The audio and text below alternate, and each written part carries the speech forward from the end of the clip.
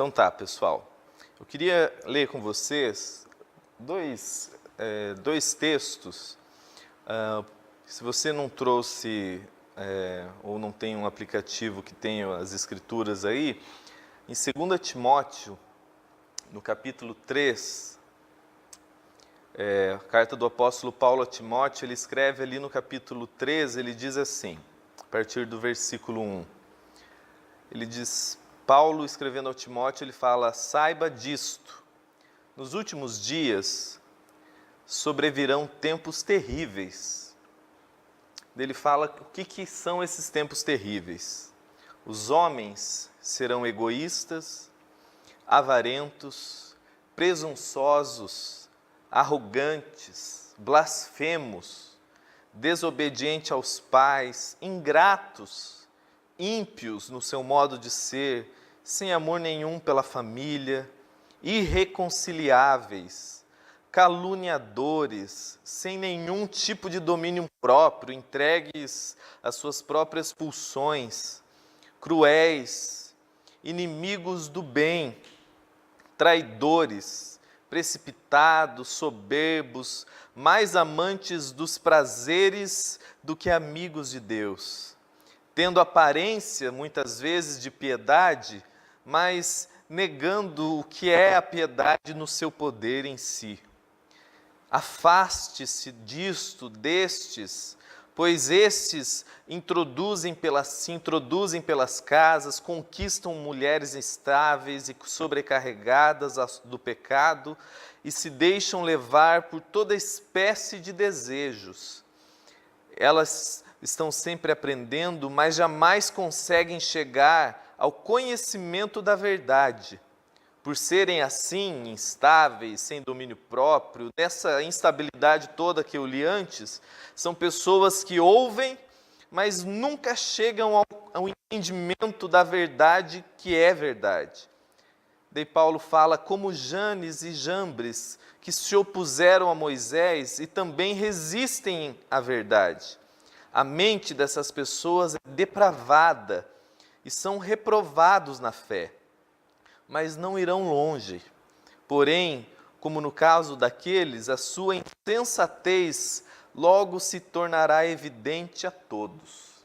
Essa palavra muito extensa e pesada, dita por Paulo, de uma forma mais sucinta, mas também falando nos últimos dias, Jesus falou lá em Mateus, capítulo 24, nesse mesmo espírito que Paulo descreveu de maneira mais extensa, Jesus ele fala também dessa questão dos últimos dias, capítulo 4, versículo 10, ele diz assim, e nesse tempo dos últimos dias, muitos vão ficar escandalizados, vão trair, vão odiar uns aos outros, vai surgir muitos falsos profetas e que enganarão a muitos, e devido a esse aumento de maldade e iniquidade, o amor, de maneira geral, no coração de muitos, se esfriará. Mas aquele que perseverar, Jesus fala, será salvo. Aquele que perseverar até o fim, será salvo. Por que eu quero refletir com vocês um pouco nessa noite aqui? Essas duas palavras, elas dizem a mesma coisa com intensidades diferentes, mas elas trazem o mesmo significado. E que, de maneira geral, qualquer sociólogo coerente, filósofo com mínimo de consciência, ou qualquer ser humano minimamente sensível ao que vem acontecendo no mundo e em si mesmo, vem notando a frieza que tem acontecido e crescido dentro de nós. É uma era do gelo, onde cada dia mais as pessoas estão sem nenhum tipo de empatia uns com os outros, centradas nelas próprias, entorpecidas, eu não digo nem entretidas, porque entretenimento é uma coisa que é bacana e saudável, mas elas estão, pelo entretenimento e pela correria do dia a dia, realmente entorpecidas do que seja a qualidade de ser humano nos vínculos e com elas próprias. A gente pode, eu gosto, para ilustrar isso,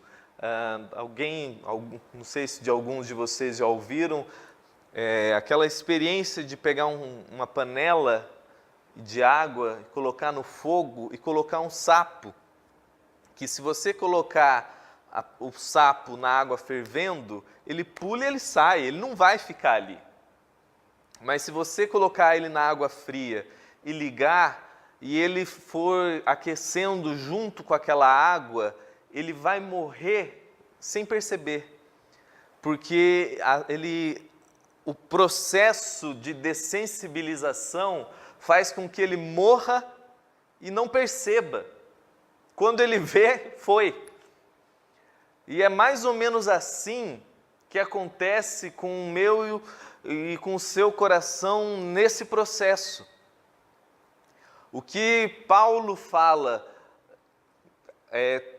explicando o que Jesus já tinha dito, é que quanto mais a gente vai vivendo e existindo em meio a essa loucura de maldade e frieza e perversidade, loucura e egoísmo, e nos outros e em nós mesmos, quanto mais isso vai se tornando recorrente, mais a gente vai se acostumando por autopreservação, para não ficar doido, para não viver angustiado, a gente vai se acostumando e a gente vai se entorpecendo, e isso vai esfriando e dessensibilizando a nossa consciência com relação ao que é vida ou não nessa existência. E Jesus ele fala que quanto mais isso se cronifica de maneira social e individual, mais o amor vai se esfriando em nós. Um exemplo disso, o Eduardo contou que no dia que recentemente, agora início do ano, aconteceu aquele suicídio de um prédio ali na Barra Sul, né, onde uma pessoa se jogou no final da manhã, no meio da manhã, e ele ligou em alguém conhecido no prédio para confirmar se era. E o interessante é que a pessoa, na confirmação de que realmente alguém tinha se jogado, ela estava indignada, que sim, realmente se jogou, agora não posso nem sair daqui. Tipo, a indignação dela é que a agenda dela estava prejudicada, que ela não podia sair do apartamento dela. Enquanto tinha uma família destruída, alguém dilacerada, virada dos avessos lá embaixo, porque a gente está ficando assim. É interessante que na mesma época, uma corretora que trabalhou na nossa imobiliária, que eu trabalho, também se suicidou, se jogou na frente de um caminhão, lá em Joinville. E foi chocante que a gente ficou sabendo pela manhã e deu aquele choque, mas algo que me deixou profundamente angustiado aqui, 30, 40 minutos depois, foi tipo, o assunto virou e o que a gente tem que fazer mesmo? E aquela mulher tinha trabalhado com a gente, sentado do meu lado, porque a gente, na ânsia de se adaptar e não viver depressivo nesse mundo, a gente vai se acostumando e se dessensibilizando e entrando numa era glacial dentro de nós mesmos. Porque o único modo da gente compreender essa palavra de Jesus em nosso favor é não olhar de maneira social apenas, mas existencial. É não olhar para a dessensibilização no outro, mas olhar para a frieza em nós. Não tem como isso surtir efeito de maneira a produzir vida em mim, enquanto esse conteúdo do Evangelho é uma análise social que eu faço da vida do outro. Ela tem que ser uma análise existencial. E apesar dessa frieza que está tomando conta do coração de todo mundo, e que Jesus já tinha falado, e Paulo ele descreve o que essa frieza vai gerando, que faz com que as pessoas vivam apenas do prazer daquilo que os impulsos delas mandam, faz com que todo mundo fique irritadiço, vaidoso, correndo atrás do vento, da cobiça. Em contrapartida, você vê pontualmente, como eu falei, sociólogos, filósofos, pessoas que ainda percebem essa angústia do que está acontecendo, compreendendo que tem algo errado, que o amor está se esfriando no coração das pessoas, e o que nos faz humanos, o que nos dá uma solução interior humana, que é o amor como referência interna, que está se perdendo, faz com que exista por aí, você vê encontros, palestras, livros, onde as pessoas estão buscando, onde mesmo o mais ateu dos homens, tem até um aí que ele se diz ateu, mas ele percebe que o único modo de a gente não se perder em nós mesmos e a gente não se engolir, é que a gente tem que voltar a essa essência de amor em nós. Então, existe aqui e ali, você em um momento ou outro da sua vida fala, não, tem algo errado, o padrão não é esse. Se eu caminhar assim, a gente vai se devorar. E bem intencionados, a gente vai atrás do que seria voltar a essa essência do amor em nós. Só que como a gente não tem nenhuma referência, de maneira geral, de maneira social, as pessoas, em busca dessa essência de amor, elas se adoecem igualmente, porque, de maneira geral, a referência de amor que a gente carrega é em si toda doente.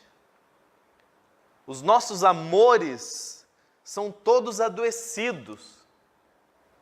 Quando fala que eu tenho que, para que eu não me perca, para que o meu coração não se dilua, para que a minha humanidade não se dilacere, para que eu não vire um bicho ambulante, eu tenho que voltar a caminhar em amor, eu digo isso, mas cada um pode pensar uma coisa completamente diferente, porque o que o Maurício carrega nele como sendo amor, às vezes é completamente diferente do que a Fernanda carrega, diferente do que aquele palestrante bem intencionado fala, daquele filósofo intelectual totalmente bem intencionado também fala. Então todos começam a correr e buscar em si algo.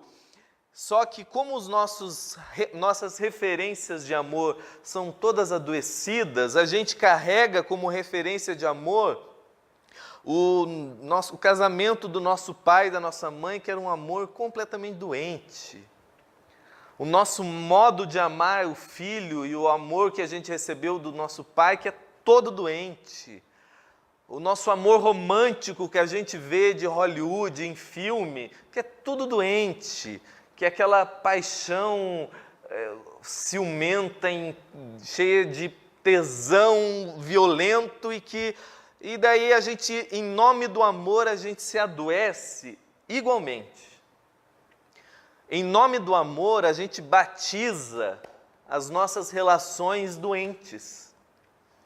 Porque a gente ama, a gente faz coisas contra nós, contra o próximo, em busca de um amor e que em si está todo doente.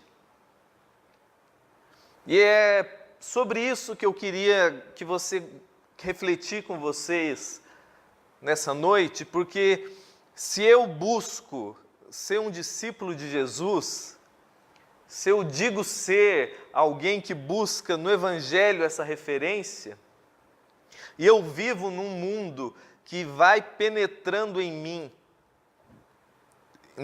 como aeon, conforme diz Paulo, não vos conformeis com este aeon, com este tempo, com essa era que vai entrando dentro da gente, quando a gente nem vê, a gente está vivendo e existindo como todo mundo, sem perceber, a gente está amargo, crítico, frio, ideologicamente chato, politicamente correto, mas indiferente à dor humana, e tudo batizado por um amor doente que a gente aprendeu por aí, não sabe de onde, e a gente acha que está certo. Aí, quando muitos entre nós aqui, quando a maioria, pela experiência religiosa, a gente fica ainda mais adoecido, porque como a nossa referência de Deus e de espiritualidade foi toda batizada pelo mal, pelo ambiente religioso doente, por líderes religiosos perversos, faz com que a gente entre num cinismo interior, que a gente ouve a mensagem, não pratica pela indiferença e pelo trauma que a gente passou, daí a gente não cai na loucura de ser um cara que sai dando tiro para todo lado, a gente se escandaliza com Brumadinho e com corrupção em Brasília, mas no nosso dia a dia, nas nossas relações, no nosso modo de ser, a gente vive angustiado, as nossas relações estão todas doentes, o nosso trato com o outro é tudo frio, porque a gente, de um modo ou de outro, se referencia e se deixa conduzir por referências doentes. E o que Jesus fala é que, se eu não tenho a referência de amor como modo de ser, o que acontece é que a multiplicação da iniquidade fora, a multiplicação da iniquidade em mim, como prática de vida, como modo de enxergar a vida, vai diluindo em mim toda a referência de amor e de humanidade. Eu vou me diluindo do que é ser humano.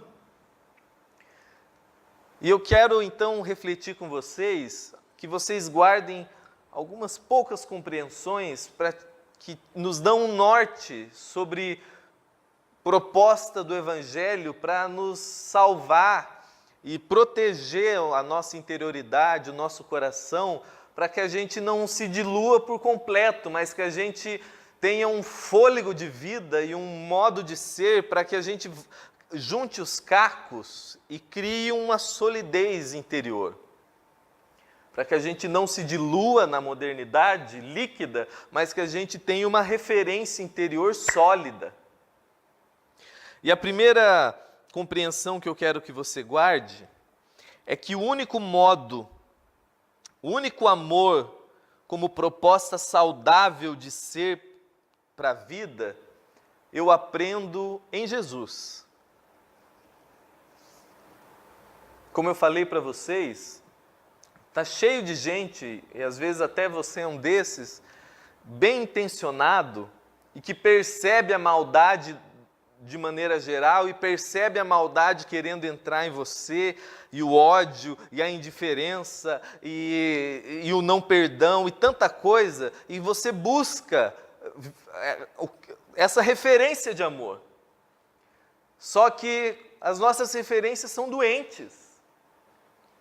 Nós amamos, o que a gente chama de amor, o que a gente batiza como sendo amor, é tudo doente. É tudo traumatizado, é a referência que a gente tem de família, de cultura, de coisas que a gente viu, passou e viveu e fizeram com a gente, e que a gente chama de esse é um modo de amar. Mas se eu quero preservar o meu coração, ou se o meu coração já foi, como a maioria de nós está sendo afetado por essa loucura, se a gente quer restaurar a solução interior para a vida, que é o amor, o único modo é eu ter como referência única o que Jesus chama de amor. E é interessante que o amor que Jesus chama de amor não é nada politicamente correto. Algumas coisas que me vêm à mente, alguns de vocês conhecem, aquela cena onde vem um jovem rico até Jesus. Sabe, um jovem rico, politicamente correto, um cidadão de bem, e olha para Jesus e fala: olha, o que eu preciso para herdar o reino de Deus? Afinal, eu faço tudo certinho. Olha, de acordo com a etiqueta social, eu sou um homem, um cidadão de bem. E Jesus, que não se impressiona com o comportamento externo, mas sabe o que acontece em nós, olhou para ele e fala: ah, você é esse cidadão de bem? Então vai vende o que você tem, ajuda. Porque Jesus sabia onde é que pegava com ele ali, que era essa justiça própria de eu me banco diante da vida. Vende as suas coisas e dá para os pobres. E aquele homem se entristece, vai embora e diz que não banca aquilo. E o nosso modo de amar seria pegar aquele rapaz e ficar e ensinar que não era assim, e passar dias ensinando. E é interessante que o texto fala que Jesus o fitou, viu o que tinha acontecido, percebeu o que aconteceu dentro daquele rapaz, a angústia, a soberba, a justiça própria, entendeu, o amou e o deixou ir. O amor de Deus, que não é um amor doente,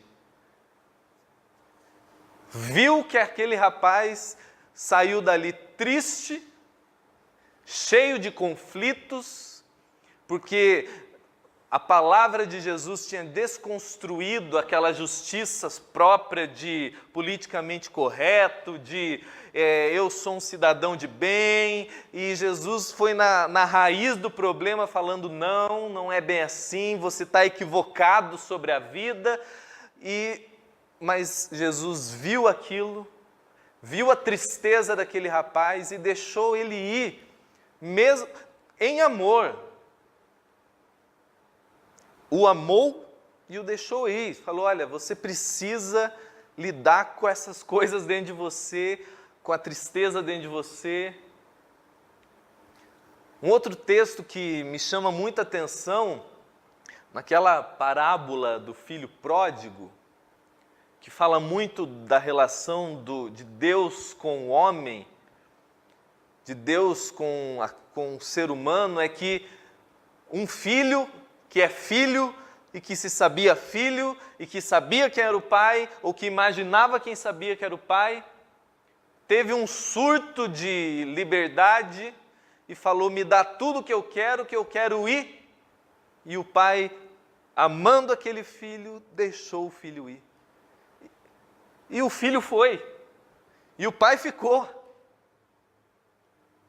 Porque no nosso amor doente, que super protege, a gente deixa e não deixa e tranca o filho, quer explicar para o filho, mas o amor de Deus, que é a minha única referência para amor saudável, é aquele que olha e fala: você quer? Então você vai. E você precisa lidar com aquilo que você está dentro de você. E um dos textos que mais me deixavam confuso, que depois que eu compreendi, o meu olhar sobre o amor mudou, é quando lá em Mateus 10, Jesus fala assim: olha, aquele que quer me seguir, aquele que por amor de mim não aborrecer pai, mãe, filhos, irmãos, não é digno de mim. E parece até estranho o Deus que fala que o único modo para eu ser humano, para eu não me diluir, para eu não me perder e virar uma pasta nesse mundo, líquida e entregue à loucura, é o caminho do amor, que é um caminho interno, fala que aquele que ama pai, mãe, filho, irmãos, mais do que a ele não é digno dele, como se parecesse quase uma competição de Deus com o pai, com o filho, quando não é. É que o que Jesus está me ensinando é que nós amamos de maneira doente, parcial e confusa. E o único modo para que o meu amor ao próximo, o amor com o pai, com o filho, com irmãos, e um amor seja sadio, é quando eu tenho ele a minha referência de amor. Porque quando eu tenho o amor por Deus como referência e como absoluto, eu vou amar com equilíbrio e de maneira saudável pai, mãe, irmãos. Quer ver um exemplo? Jesus estava ensinando, rodeado de gente, durante um bom tempo, e o texto diz que Maria e os seus irmãos tiveram um surto de posse e de incredulidade com relação à vida de Jesus, tipo, o que ele está achando?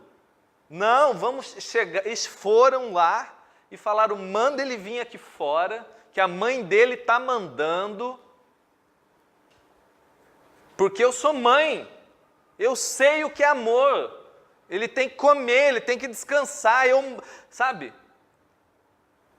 O que o nosso amor doente faz? Claro, eu tenho que honrar a mãe, eu tenho que honrar meus irmãos, vamos lá, né? A resposta de Jesus, que é o amor encarnado e que me ensina o que é amor, ele fala, o quê? Diga para ela que não vou não, que se acalme lá, porque quem que é minha mãe e quem que é meus irmãos, senão todo aquele que faz a vontade do meu Pai? Ou seja, deixe Maria e meus irmãos lidarem com aquele surto deles, que é aqui que eu vou ficar. É um amor que não é surtado e que não se dobra ao surto. É um amor que eu preciso compreender. Eu preciso compreender que o único modo de eu encontrar essa solução interna, sólida e que me faz caminhar o caminho da vida dentro de mim é o amor que tem em Jesus a referência de amor. Eu tenho que ver como que Jesus ama como referência para que eu ame. Que com liberdade, sem estuprar o outro de maneira angustiada, obsessiva, ciumenta. Mas quando eu tenho uma referência do que o amor é, eu olho que o amor em mim não é. O que muitas vezes é insegurança, é capricho, é superproteção. Segunda compreensão que a gente precisa ter é que o amor, ele é um ato, ele é uma escolha, uma decisão de fé, que não é um sentimento, não é um friozinho na espinha, mas é uma decisão, uma escolha de fé, fruto de uma consciência que acolheu de antemão o amor de Deus. O amor não é um sentimento, o amor conforme Deus, conforme Cristo. Sentimento é gostoso, a gente tem com marido, com mulher, com filho, com amigos. Mas todo esse sentimento é gostoso, né? Você tem que ter entre marido, mulher, senão não tem casamento, senão não tem amizade, entre filhos. Ok, mas o amor como princípio de vida, que é o amor que Deus me ensina para eu não me diluir, para eu não me perder em mim mesmo, para eu não ser engolido pela iniquidade em mim, não é um sentimento, não é um arrepio, é uma decisão é um ato, é uma escolha, fruto da minha consciência ter acolhido antes disso o amor da graça de Deus. Porque é interessante que Gálatas, no capítulo 6, fala que e o fruto do Espírito é amor. É fruto de algo, de uma raiz alterada. Se eu falar para alguém que não tem consciência nenhuma de que ela é amada por Deus, ela não tem de onde ela tirar essa decisão de amor incondicional. Porque ela não se sabe amada, ela não se sabe perdoada, ela não sabe que ela foi acolhida de maneira e perdoada eternamente. Então não tem de onde ela arrancar isso. O amor, ele é fruto, ele é uma decisão, ele não é um sentimento, ele é uma escolha, ele não é um arrepio, ele é uma decisão de fé, mas fé vem de uma consciência de alguém que sabe que ele é amado. Romanos 5 fala assim: Deus prova o seu amor por nós, Cristo morrendo por nós, sendo nós ainda pecadores, e que nós amamos porque Ele nos amou primeiro, ou seja, eu só consigo ter essa decisão deliberada, como escolha, muitas vezes contra o que eu estou sentindo, contra o instinto animal, muitas vezes perversos que ainda me habita, mas eu decidir amar, eu decidi perdoar quando eu sei que eu já fui perdoado. Quando eu confiei que eu já fui amado. Alguém que não se sabe perdoado, ele não consegue perdoar. Ele perdoa quando tem sentimento de perdão. Amar o inimigo, que é aquela decisão do bem, que é eu decidir com justiça, com misericórdia, com bondade, que Gálatas fala assim, o fruto do Espírito é amor. E o que é o fruto do Espírito, que é o amor? É paz, é justiça, é longanimidade, tudo isso é o fruto do amor. Essa decisão de amor com o próximo, ela acontece quando dentro de mim existe uma consciência que eu sou amado, eu não mereço, eu sou uma caca, eu sou um ser relativo, ambíguo, não mereço, eu ainda guardo em mim muita coisa feia, eu erro muitas vezes, eu preciso de perdão o tempo todo, eu não sou um cidadão de bem, porcaria nenhuma, eu sou um cara que tem que me segurar para não virar bicho. Eu me eduquei na vida, mas dentro de mim eu carrego muitas ambiguidades, então eu careço de amor. E como eu sei que eu sou amado apesar de mim, isso penetra o meu coração como confiança eterna de alguém que sabe que precisa de perdão. Porque o cara que é o cidadão de bem, politicamente correto, ele se banca na vida. Ele acha que ele não precisa que ninguém perdoe ele. Ele merece as coisas. Deus, ele não precisa de graça. Ele merece coisa boa. Tem até uma expressão que eu e a Janine a gente acha engraçado, que uma vez a gente foi a gente recebeu um espetinho na escolinha da minha filha, e eu não conhecia, que a pessoa falou, merece. Eu falei, que isso, gente? É a expressão do jeito daqui, acho que, não sei se é de Santa Catarina ou só daqui. É tipo, ao invés de falar, você merece, fala, merece.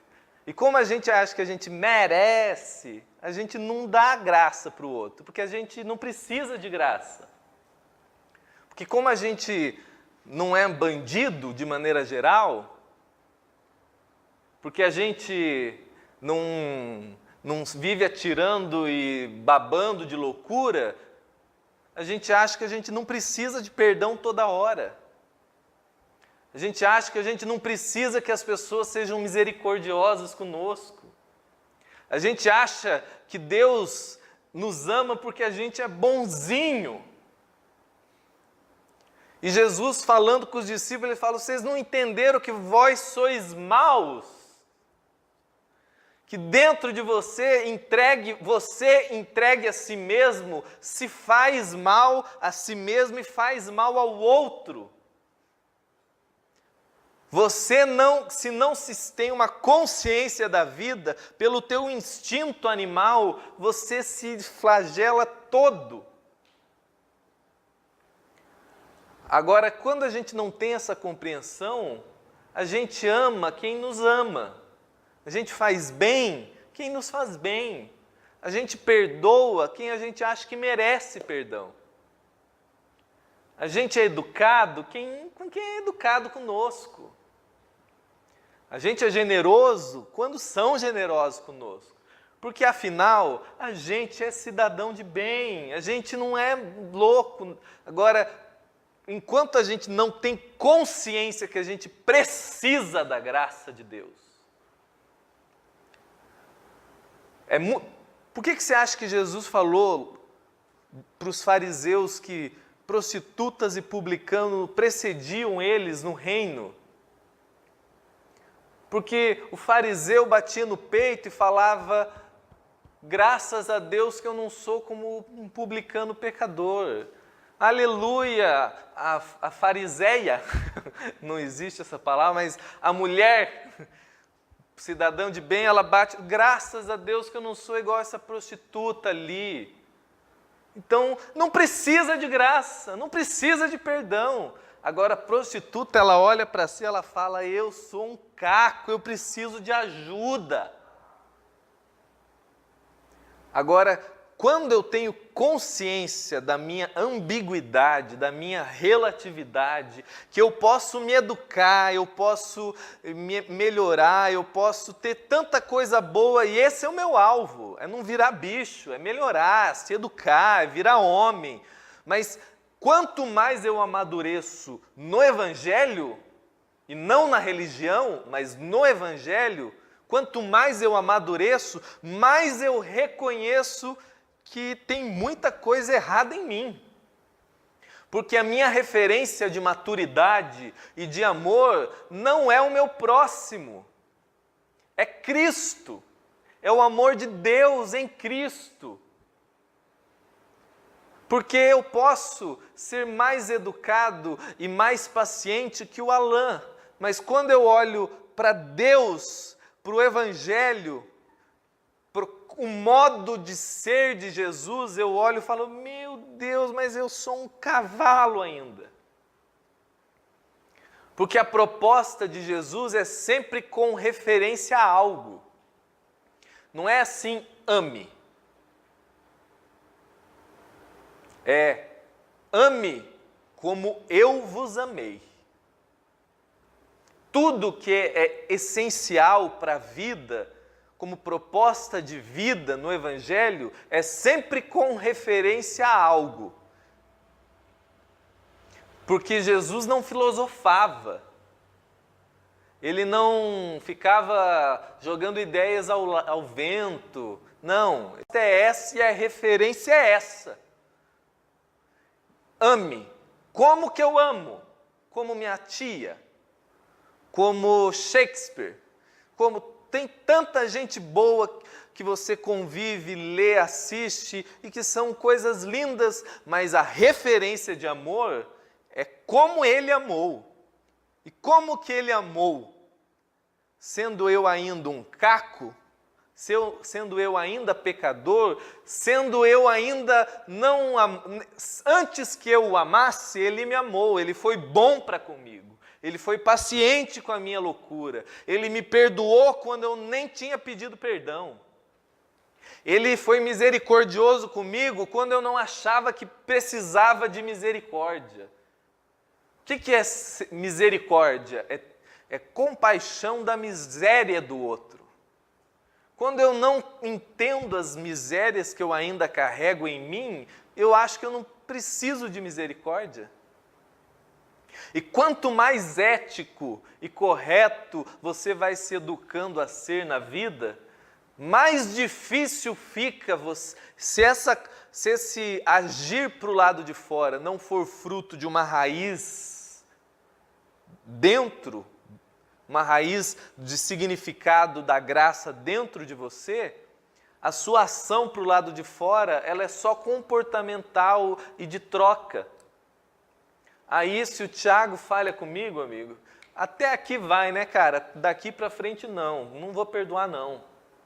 E é o meu direito. Daí vive um buraco, daí sai câncer até no dente. Porque a gente carrega essas justiças próprias.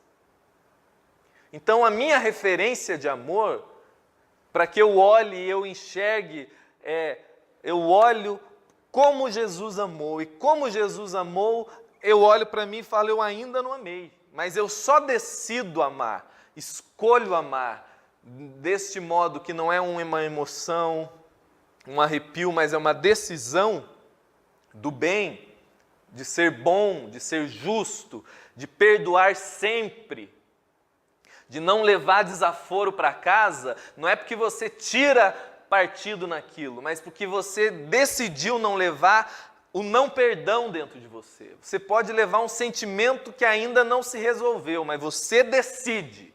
Você fala a alma, como Davi falava com a alma dele, né? Porque está abatido a minha alma.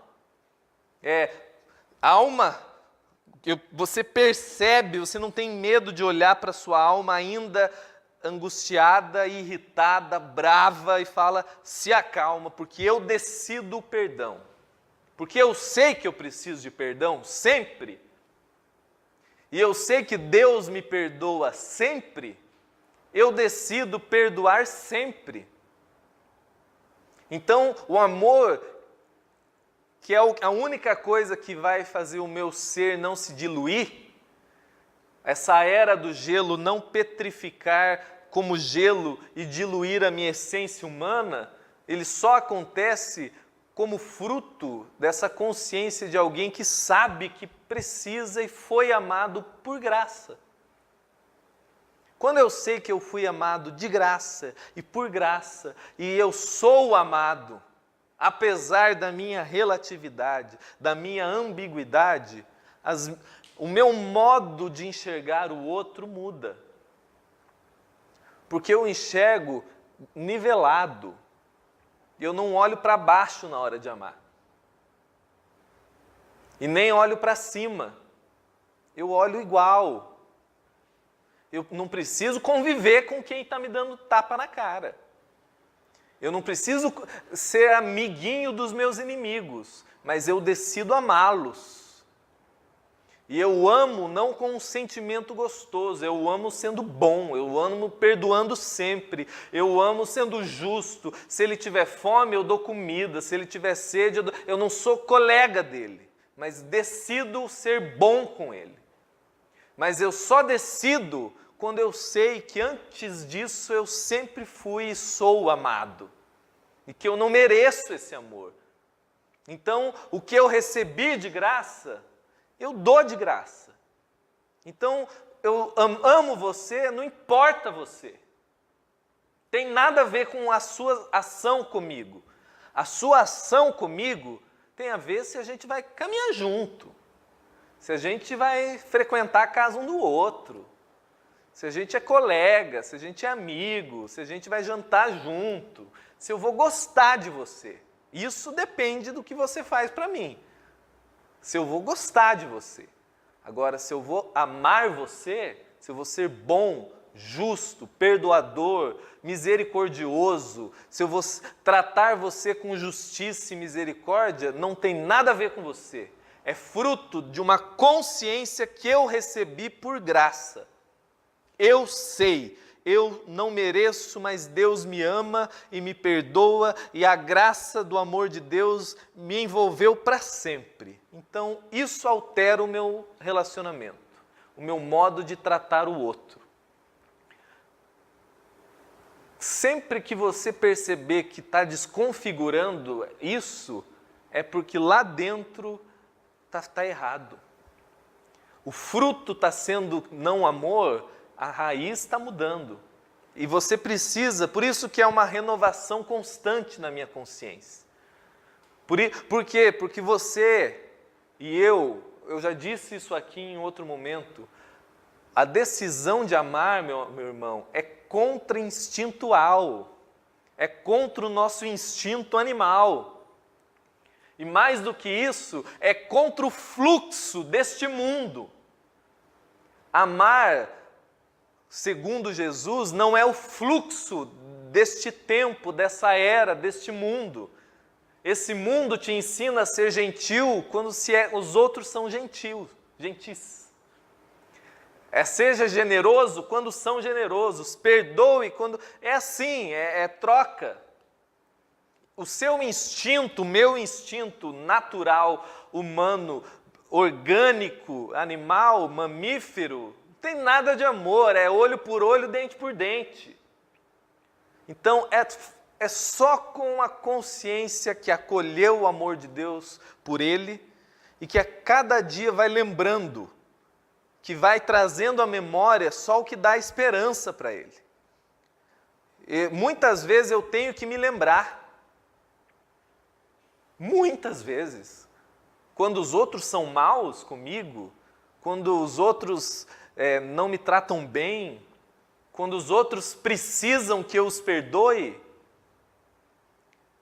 eu tenho que me lembrar que eu ainda preciso de perdão sempre. Que eu preciso de graça sempre. E não é só pelo que eu faço, mas é pela ambiguidade relativa que eu carrego em mim. Só quem não se enxerga de verdade, vive esse tipo de troca do olho por olho, dente por dente. E a terceira compreensão para a gente encerrar é que o amor em nós, que é a única coisa que vai quebrar essa geleira que está o tempo todo querendo entrar em nós, que é o normal entrar em nós, ele só vai se quebrando conforme a gente vai praticando no caminho essa decisão de amor. Por que eu estou falando isso? Um dos grandes pensadores e filósofos, aquele Confúcio, né?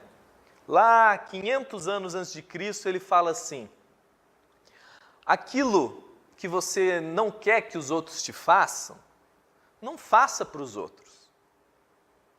É um bom pensamento, é uma bela filosofia. Evita a guerra, faz com que você seja uma pessoa, um cidadão de bem, porque você não quer que os outros te façam, então você não faz. Só que a gente vive num mundo, a gente habita num corpo que a passividade do não fazer não é suficiente. A proposta do Evangelho, que é a única coisa que vai fazer avivar o meu coração e derreter o gelo, é propositivo. O Evangelho não é passivo, ele é propositivo. Jesus não olhou para os discípulos e falou assim: o que você não quer que os outros te façam, não faça aos outros. Ele olha e fala: o que você quer que os outros te façam, isso você faça aos outros. Não é simplesmente não fazer, é a decisão de fazer. Vou repetir. A proposta de Confúcio é bonito, tá legal, faz com que a gente não se mate, pelo menos. Mas a ideia não é que você só seja um cidadão de bem, mas com um coração diluído e gelado, que você está preocupado com o teu umbigo e no máximo com a tua famíliazinha. Mas ser um cidadão de Deus, um filho de Deus, com um coração simples, generoso e que entende a vida conforme a vida é. Eu não posso ser somente passivo e não briguento. Eu tenho que ser ativo. O nosso coração, ele vai se educar na minha ação propositiva de amar. Jesus, ele fala: aquilo que você quer que as pessoas te façam, isso você faça ao outro. Paulo, dizendo mais ou menos a mesma coisa, mas que fica bem claro para a nossa mente, é: não se deixe vencer com o mal. Antes, vença o mal fazendo o bem. Não é simplesmente não fazer o que é mal, mas antes fazer o bem, é decidir fazer. O que acontece hoje, de maneira geral, e tem uma frase, eu acho que é do Martin Luther King, que ele fala que o que o preocupava não era o grito dos maus, mas o silêncio dos bons. E é isso, a gente está aqui, a gente vai embora e se orgulha de não ser alguém que grita loucura. E a gente bate no peito de somos gente do bem, porque a gente não baba ódios e tiros para o alto. Só que isso não protege você de ser um louco atirador que vai para a cadeia. Então você vai ser um ser moralmente aceito. Mas o que protege o seu e o meu coração de não ser diluído por essa era, que quanto mais se multiplica a iniquidade ao nosso redor e em nós, o nosso coração vai se esfriando, o nosso amor vai se esfriando, nós vamos se diluindo e vamos se tornando angustiosamente passivos, antipáticos no sentido de sem empatia com relação ao outro, com um olhar frio, cínico, que é o que acontece comigo e com você, sim. Que a gente se orgulha de só não fazer o mal. E a proposta do Evangelho é: não se deixe vencer com o mal. Mas como que eu faço isso? Meditando? Não. Se proponha a fazer o bem. É a decisão de fazer. A sua e a minha consciência só se educa no caminho do amor quando a gente caminha no caminho do amor. A gente aprende com Jesus, que é a nossa referência de um amor não doente, que não é nada politicamente correto, que não é um amor refém de loucura dos outros, que não é o amor da tua tia, da tua mãe, do teu vô, dos filmes de Hollywood, não. É um amor que cura, um amor que educa, um amor que traz vida para o meu e para o teu coração. E o único modo da gente fazer isso permanecer crescendo em nós é quando a gente se predispõe deliberadamente a agir. Eu nunca fui uma pessoa maluca, mas eu tive que me educar a não somente ficar em silêncio, mas logicamente que você não se intromete na vida dos outros, mas tem horas que você precisa fazer, tem coisas que você precisa agir. Você vence o mal na sua vida, não é ficando meditando, é agindo com o bem. Você vence o ódio, não é fazendo nada, é perdoando. E se o teu inimigo tem fome, você não fica torcendo para que ele morra e, pelo menos eu não fui lá terminar de matar, não. Você se propõe a dar comida. Olha que loucura, se não é contra o seu instinto. Se não é contra a nossa animalidade mamífera. Mas é o único modo. Jesus ele não nos propõe uma filosofia de vida para pensarmos e irmos embora agora a gente entendeu, sim, não, é prático. Ele fala, seja alguém que chega no ambiente de contenda e seja pacificador. Seja alguém que chega no ambiente de justiça e propõe a justiça. No ambiente de injustiça e propõe a justiça. Seja alguém que vendo fome, dê comida. Não importa se o faminto seja alguém que se fez seu inimigo.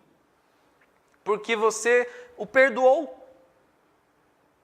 O sentimento, amigo, uma hora vem, outra hora não vem, mas quando você entende que você não é o seu sentimento, quando você entende que quem você é, a imagem de Deus, só se preservará sólido e continuamente construído para a vida, nessa disposição de amar sempre, não de maneira passiva, mas ativa, você sai do campo da filosofia e vai para a prática do Evangelho. Porque senão você vai ser um ser filosoficamente intelectual, mas amargurado e cínico. Que é o que acontece com muitos de nós. Que você e eu estamos ali de entrar, porque a gente não cai mais na loucura da religião. A gente não é o bandido que vai para a cadeia, até que eu saiba, né? Se alguém foi, te visito. Mas a gente cai no cinismo. A gente fica reclusos no nosso clubinho de cidadão de bem. E o nosso coração não aguenta sem se petrificar na geleira do nosso egoísmo autocentrado. O único modo, Jesus fala, ame e como que eu amo, como eu vos amei. Com misericórdia, com perdão, com ação, de maneira prática, fazendo, saindo. E é somente assim que o meu e o seu coração vai se educando com a consciência da vida. E a gente vai deixando de ser esse ser duro, gelado, que vê alguém se jogar na frente de um caminhão, se dá um tiro e está preocupado com a agenda, que se atrasou. Mas eu sou um cidadão de bem, eu não mato ninguém, mas o coração dele é um buraco. E não tem como experimentar vida eterna como qualidade existencial assim, meu amigo. E para finalizar, eu digo o que eu disse lá no começo. E essa análise, ela não pode ser social, de vamos analisar Balneário Camboriú. Ela tem que ser existencial. Eu vou me olhar no espelho e vou me encarar no meu cinismo, na minha hipocrisia, na minha frieza com relação à dor, na minha antipatia de gente que eu não perdoei ainda, na minha arrogância de achar que eu posso não ser misericordioso com algumas pessoas, da minha presunção de achar que hoje, como faz tempo que eu não apronto, eu quase que mereço ser amado. Então, como eu acho que eu mereço, então eu não preciso amar alguns aí. Quando a gente não se encara nessa verdade como Jesus como referência, a gente vai se auto-enganando e o nosso coração vai entrando nessa era, nos conformando conforme esse mundo diluído, vazio e chato daqueles que são politicamente corretos. Quem não é bandido virou chato, politicamente correto, mas o coração cínico e duro, sem nenhum tipo de amor prático com a vida. A gente tem essa escolha todo dia, porque é algo que hoje a gente pensa, daqui a um mês a gente entra no jogo igual. Amém, meus irmãos? Ficou alguma dúvida? Deus abençoe vocês.